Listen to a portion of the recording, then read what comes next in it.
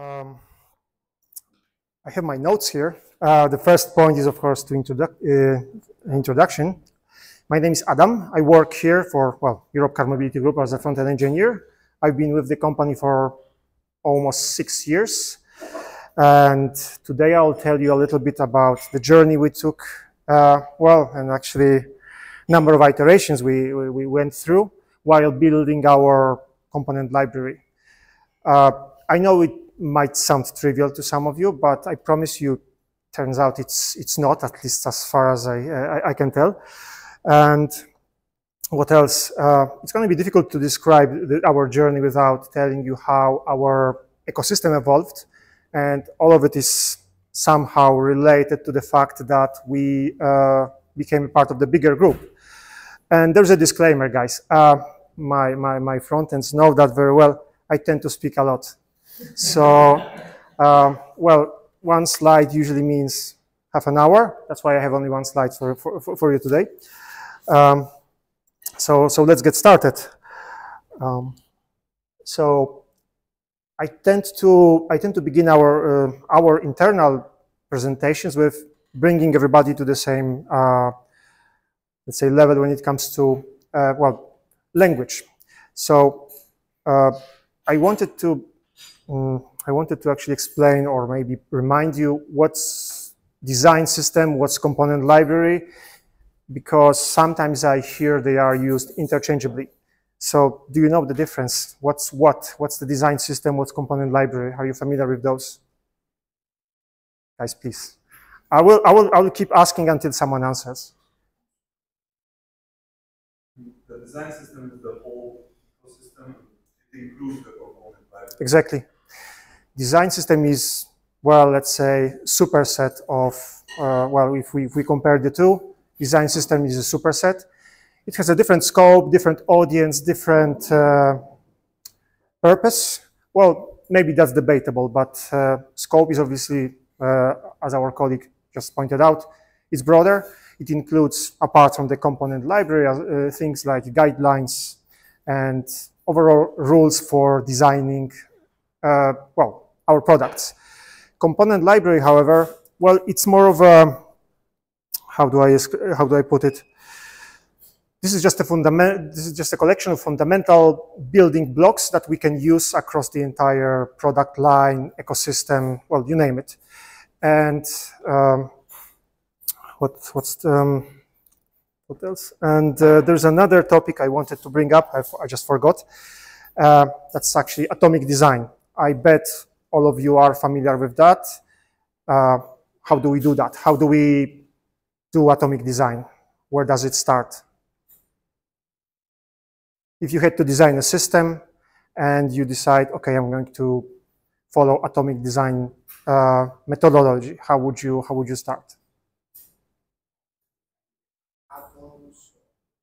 Yeah, exactly. Well, what I just mentioned, we need to have those principles, and that in our design system, and we also need to decide what are the fundamental building blocks. And once we have them, they remain as we designed them, and that's kind of something that allows for consistency. The same UX, the same experience across all the projects, across pretty much all your web applications. And also, having something like that, having that kind of component library, with atomic components, that allows us to speed up the process. You don't really need to reinvent the wheel over and over. That brings me to the topic of my presentation. Second part of which is, why do we actually do that? Why did we even reinvent the wheel, right?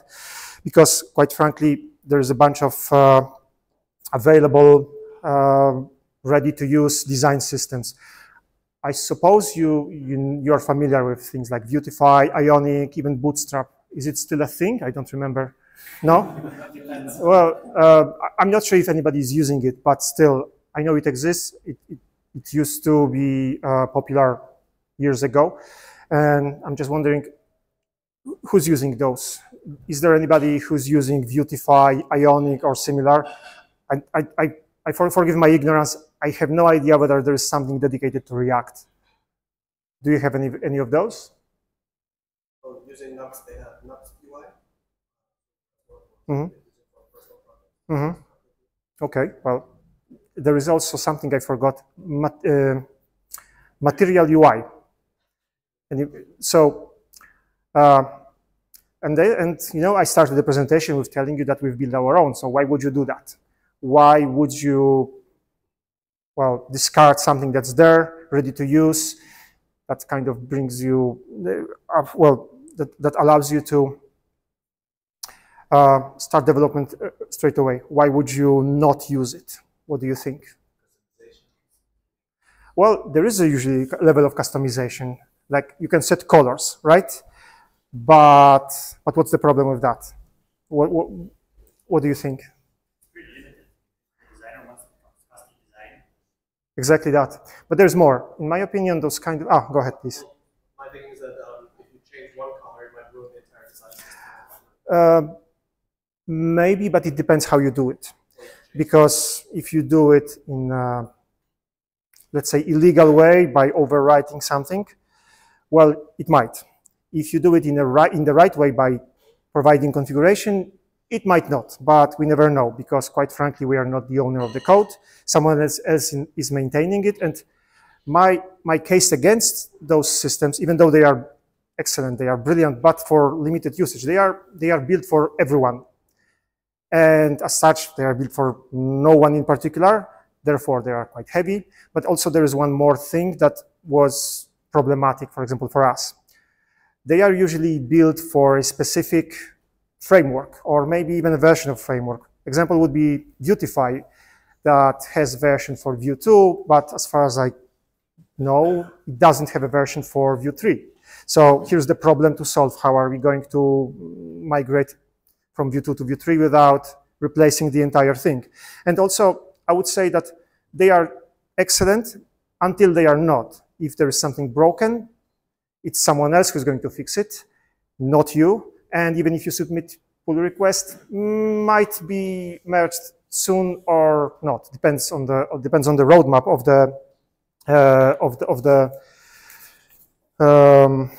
the author. So we've done it. When I joined the company almost 6 years ago, we already had one in place. Well, sort of. It was our first iteration. Well, not ours, I wasn't part of that, but still, it was there. It was working, it was fine. But mind that back then, we were just Ubico. So we had 2 projects and 1 component library with Vue.js, with JavaScript. Well, it was fine. But as every time with first iteration of pretty much anything, well, mistakes were made.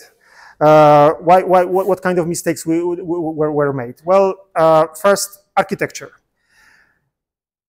Okay, it was fine, but the bundle size was, embarrassingly enough, 80 megabytes.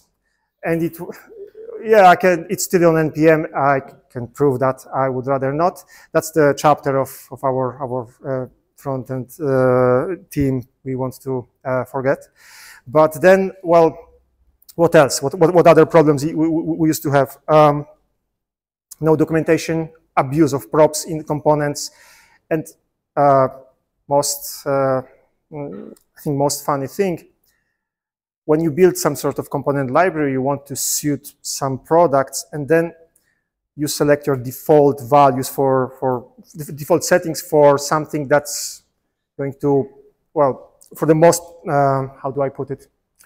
Something that can be used most of the time. That wasn't the case, and the worst example was the button, that 90% of the time we had to add an attribute disabling, uppercasing the label. So that wasn't exactly the best decision. Besides, there were 3 buttons, button flat, link, and something else. So as you can see, first iteration, it was good enough, but. So then we started tinkering with it. We started writing documentation, better tests, different tests. And we decided, okay, we need to rewrite it a little bit because it's not performing very well. And we did. So that was version 1, if we consider the one that I was just mentioning that to be version 0. And what happened? Well, it got better. Obviously, it got better. We learned from the previous mistakes. It was much cleaner. It was better documented. But still, there was another problem because under certain circumstances, well, some components were just freezing the browser because if you feed 1,000 elements into a select, well, it's just freezing everything. So clearly, we didn't learn the lesson well enough. So what we learned from that particular problem is, well, our components were doing far too much. So then we went for another iteration. Nothing really substantial changed over time, more of an implementation. So it was another refactor. And while you do that, you want to preserve most of the features that you know are needed and just discard the ones that are not. And it actually worked quite well. And this time we used TypeScript. Again, documentation test, everything got better. Performance got, well, significantly better because we extracted pieces of code responsible for very costly operations outside. So we basically delegated the work, the heavy lifting, to the application that's using the component library. So obviously bundle size got significantly smaller. It got down to, I don't know, 10 megabytes, 9 point something. So as you can see, almost 10 times less. So that's a win, right? But halfway through, we joined the Europe Car Mobility Group, and our ecosystem basically exploded overnight, which means from 2 projects, now we have, depends how you look at this, 20, maybe more. I don't really count them anymore. Now we have projects that were originally conceived in Europe Car. We have some internal projects that we've built over time. There is a micro frontend that has, well, dozens smaller pieces, and everything has to look like it belongs together. And we are starting 2 more projects that need to, well, use our component library. So how do you do that? How can you make that work with component library that isn't really great? Well, when you want to build one that's going to suit so many projects with so variety of frameworks, pretty much every application is a bit different. There is one that is written with Ruby, and it's just putting some, it's constructing your templates during the runtime. Well, again, variety. So you have to approach it in some smart way, but definitely avoid mistakes that you made before. So what we learned so far is that, okay, simpler is better. It will always be true. And as a matter of fact, once I saw a graph on one of the presentations that I attended, when there was that, well, seemingly real dependency between complexity, I mean, number of lines of code, complexity of the code, and how well it performs. And obviously, you can extrapolate it that if you have no code, it's performing infinitely well. But well, the point is that yes, simpler is better, but also architecture in the module bundler is quite important. When using Webpack, we were able to bring down the bundle size to approximately 9 megabytes, but with Rollup that has an opinion of being much better for libraries than Webpack, the bundle size got cut in half. So just by changing the module bundler, declaring some external dependencies that were also heavy as well, external dependency with plenty of optimization, we managed to get it down by 50%. But what else? What I mentioned before about delegating the job, the heavy lifting to the project. So hypothetically, if you have a select component, something that's going to show the number of options, first you want to limit how many you want to render, but you want to prepare them outside instead of implementing plenty of logic inside that is usually idle. So that's one of the examples. But I think that's the worst one that we had. And well, sometimes we have to, well, we have our designs, but then someone wants to change them a little. or features that get changed a little here and there, and before you know it, complexity grows, and you no longer have simple components. So I would advise negotiating with whoever is designing them, your designer, your product, and that usually helps, at least with our designers.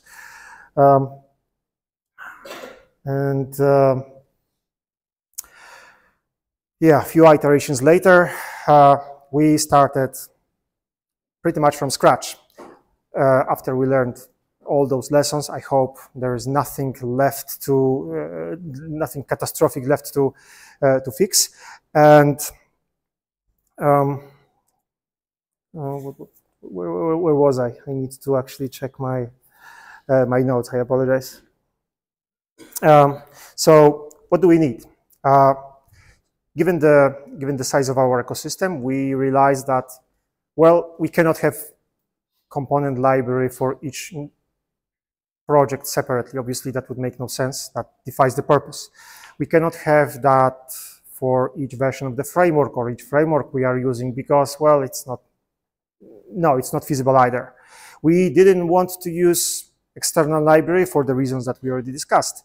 So what we have left is, well, something that we are familiar with and we can use to build a component library that's framework agnostic, which brings me to web components. And well, it's not exactly a cliffhanger. Obviously, that's the obvious choice when you want to have something that's going to work regardless. Just if you have a browser, well, it's going to work with browser. How do they work? Normal components, when you have Vuetify or similar thing, you need to provide them to your application and you can import them. That's how you usually work with them, and they are part of the bundle. Web components have a bit different approach. You just need to teach your browser how to use them simply by applying polyfills. And well, that already sounds like, you know, Swiss Army knife for everything. And well, I can tell you that so far, yeah, we are actually quite happy with how it came out, because well, we can still keep it simple. And by simple, I mean we reduced each component to the minimum because, well, now we know what we need. And we made them simple, but how can I describe it? We can make them a little bit more complex by just changing some configuration. So we still have very small components in terms of bundle size. Each of them, on average, it's 4 or 5 kilobytes. So imagine that you can have that. And we have, well, over 40 very simple pieces that you can simply assemble like Lego bricks. And, well, what else? What else we needed is something that's going to be future-proof. Meaning, well, if you have component library for Vue version 2, you cannot really use it with Vue version 3 because, well, there's plenty of reasons why you cannot, unless you are willing to go for backwards compatibility, which again defies the purpose and kind of keeps you in place. So it cannot be related. The technology behind those components cannot be related to any framework, cannot depend on anything like that. It has to be, well, native. And once we have library like that, well, what do we gain? Well, of course, we have to build it, right? It costs time and effort, but why is it worth it, in my opinion? It's worth because, well, eventually we reach the point when the maintenance cost is very low. We have only one thing that we can use across the entire ecosystem. And also, when you create this kind of library with the right architecture, and I will give you a little bit overview in a moment, well, you can have support for multi-brand applications. By multi-brand, I mean you can build your theme for each brand that your product supports, well, during the build time, and use it well, depending on whatever conditions you might have. And we are doing it in at least, let me think, 2 or 3 projects right now. 2 of them we are currently migrating from one theme to another. It's just a digression. We are rebranding Yubico to something called Europcar on Demand, which is, well, changing the theme. And it can be as simple as changing a bunch of colors and Sass variables. But I will tell you about that again a little bit later. And what else do we need? Well, if we want something future-proof, we need it to be backed by someone who is, well, someone. In this case, we selected a library that's supported by people from Ionic. And yes, I've been a little bit complaining about them in the past, but they support something that suits us very well. And where are we?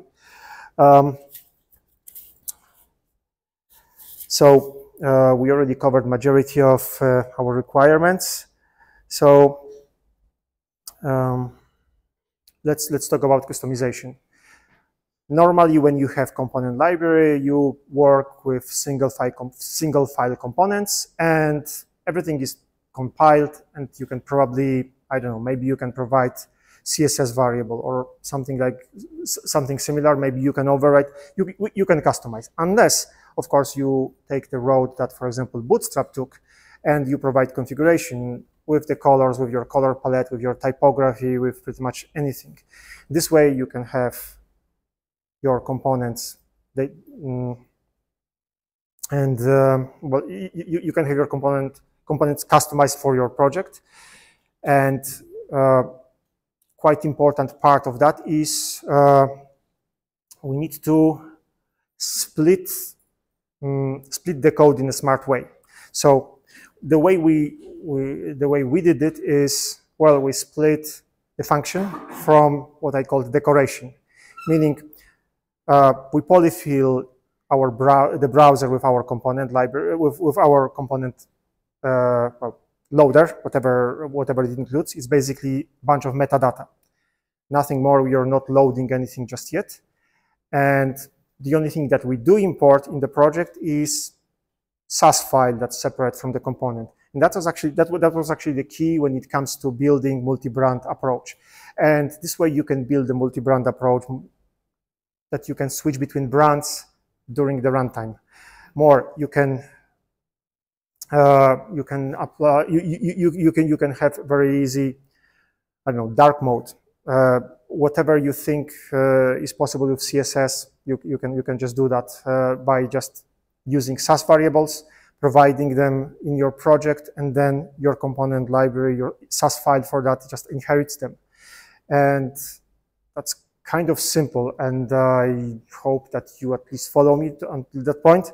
But what I wanted to emphasize is it was that split that allows this component library to be so versatile. So the customization goes even further. It goes further because, well, normally you have a component, you can adjust its look and feel, its color, face. Let's take a button, for example. Let's say we have a primary button, but we can assign a different color using a prop, and it can be secondary, tertiary, and so on. We can use a prop to select its face, whether it's outline or filled. And maybe there is something that, well, you want to have different faces for your component. But those relatively simple things can be adjusted by props. But how it looks like depends on the rest of our design system. For example, colors and configuration that we provide, and Sass variables we provide. So, for example, if you have your application and your button needs to look like a pill, it's just a matter of one Sass variable, and it's set for the entire app. And if by some chance you want to use the component how it works, but you don't like the style for it, well, you don't need to import it. All you need to do is write your own for in your application, and that's that. There is nothing more. There's nothing really complex about it, luckily. So I'm thinking, well, what else? Okay, so what technology is going to work with that? So we had to make that choice, and the best thing that we found back then, in mind that it was over 3 years ago, was Stencil.js, the one that's backed by Ionic. It won, in practically speaking, all the categories. Smallest bundle size, unless you spoil it with some external libraries. Relatively simple comparing to native web components, because, well, syntax is very familiar. If you ever used Vue class components, syntax is almost identical. There's a bunch of decorators for your props, and that's part that's quite familiar. It's also somehow like a crossbreed between Vue class components, Angular, and React, because the template is written in TSX, JSX, and, well, depending on which part of the ecosystem you come from, you will always find something familiar there. And what else? Support was good. It still is. Library is still there, evolving. They release pretty much every sprint. So that's something that's quite good to see. And what else do we gain by using Stencil? Well, it has actually plenty of good parts from all the frameworks. There's Shadow DOM for performance. There is also lazy loading. They are lazy by design, so we don't load them until we do load them. Obviously, you know already, we can use them with any framework or no framework at all.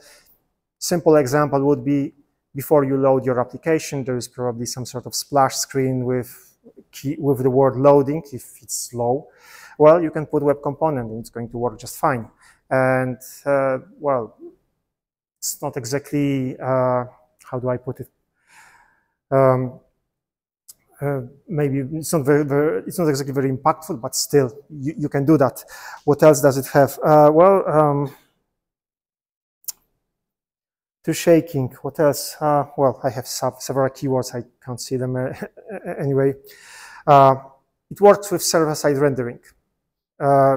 We tried that with multiple applications. As a matter of fact, Yubico website relies exclusively on web components, so that's at least proof that yeah, that works.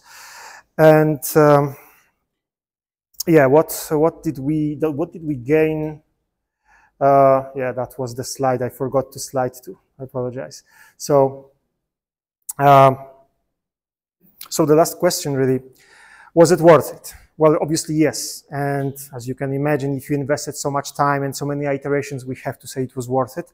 But even without that, well, come on. If you buy socks for 100 euros because someone convinced you, you have no choice but tell that, yeah, that was actually worth the price. But, well, I would say it was a bit fun. It was something new that we learned. It was something new we experimented with. We solved the same problems with in a different way. And yet a little bit familiar. And at the same time, well, I would say maybe I should have said that in a different way. Well, bundle size in our projects got reduced by up to 25%. So I think that's the main benefit, not a side effect, but it depends how you look at this. And developer experience, yeah, I think that was good. I don't know. I'm looking at Santi, who was one of the first developers who started with that. He built the date picker. Well, before that we have 3, 4. I lost count. This one actually works, and it's you know, it's simple and it's documented, tested. So yeah, it was fun. And what else? Yeah, that's so that's all, but not entirely. So everything I said is not necessarily a template for you. It doesn't mean that you should build something. It doesn't mean you shouldn't. I hope that you learned something that you didn't know about that. And maybe if you're going to build your own component library, by any chance, if you don't have one already, this is going to help you decide. Because, well, again, it's not worth it if you have one project. Maybe it's not even worth if you have 2. Because, yeah, well, you can live with that, and it's probably not very complex. But if you have to handle complexity of, let's say, our ecosystem, It's smarter to do that, definitely. And what else? Yeah, that's I guess I think that's all I wanted to share with you. And if you feel like trying it out, I prepared a very simple repo. If you scan it, it will take you to GitHub repository. And well, that's in our company, in our groups, really, GitHub that we are going to hopefully fill with some content. And that's all. Thank you very much for your attention. And if you have some questions, I will be happy to answer.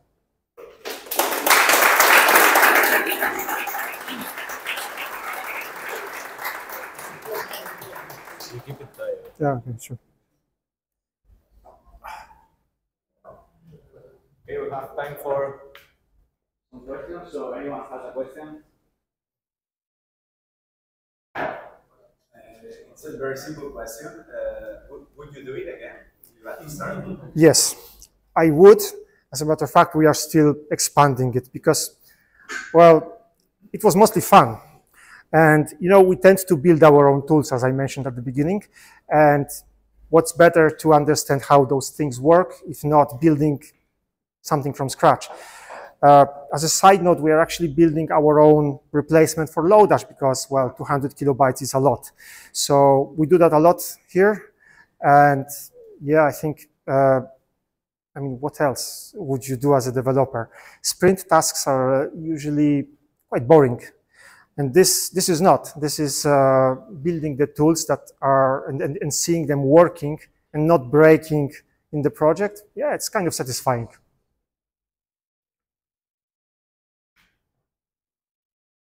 More questions? Anyone? If I were you, I would, for example, ask. Yeah, they already know. I would ask, okay, is this kind of thing like web components, is it a replacement for a framework?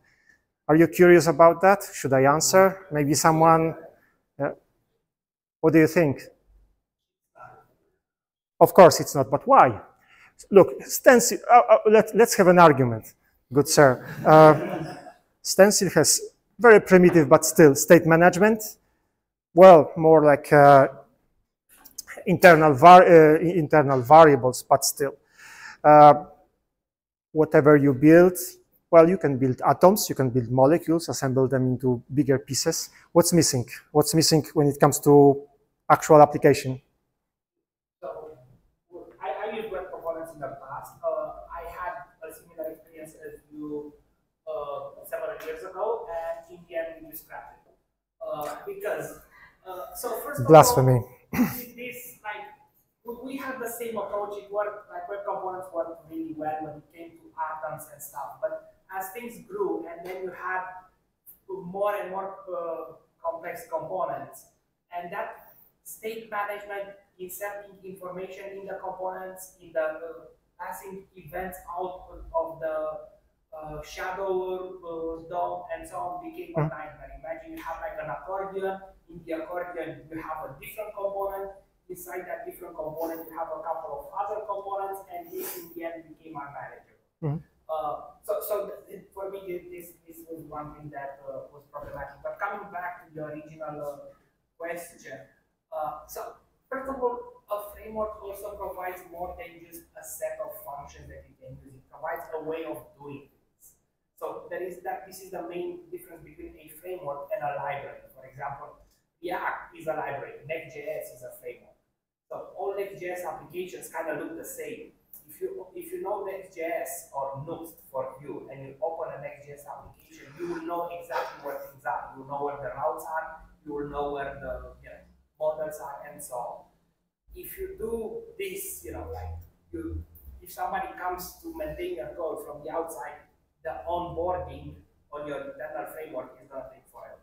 So especially in a high, very dynamic environment, when you have people, like, for example, the company wants to grow really fast and you need to have a really fast onboarding, it helps a lot to have a very popular framework, not a library. So, yeah.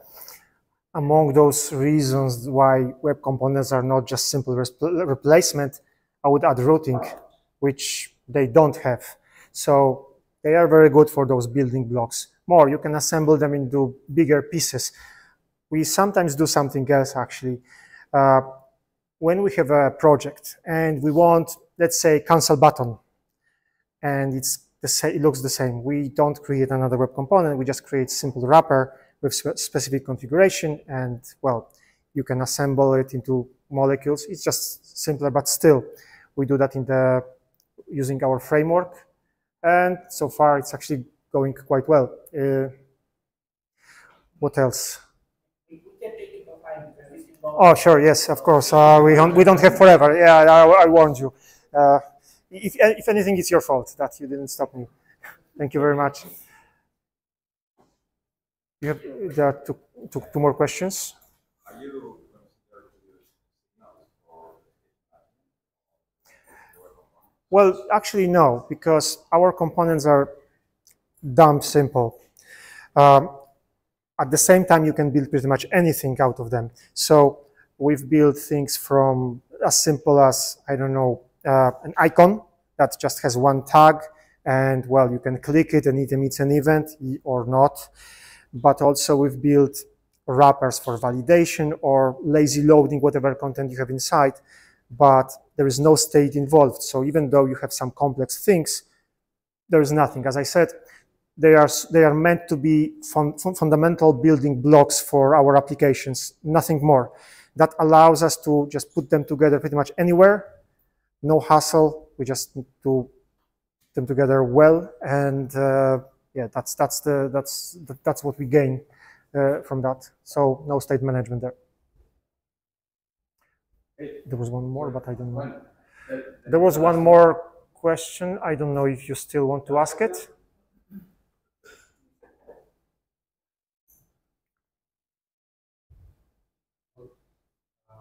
How much effort do you spend on optimization? Anything like, do you pull any design tokens, anything like that? I'm not sure if I got the first part of your question. Could you please repeat it? Did you implement any optimization? Like, how do you support the design system? Do designer make a slight change? Does it automatically appear anywhere? It's actually quite okay. I get it. Developer to do it? Not really, no. So we have our web components, but there's another part of our design system. That's another smaller library that includes all the SAS code, basically our setup, our colors, typography, you name it. And everything is open for configuration from the project. If you're familiar with what is it called, inverted triangle SAS architecture, when you provide, okay, I'll give you an example. You want your color palette to be different than the default one. All you need to do is to provide specific SAS variable in your project that's going to be merged with the default one, and everything that relies on that color is going to change. And that applies to pretty much anything we want, from, I don't know, available utils for z-index if we want them, to things that are more complex, like different modal sizes, depending on the viewport. So there is some development involved, but it's not in the library, but it's outside. So that's another layer of this. Let's delegate the work outside of the library. All right, let's give space for the second speaker, I guess, because I'm already over time as usual. Thank you. Thank you.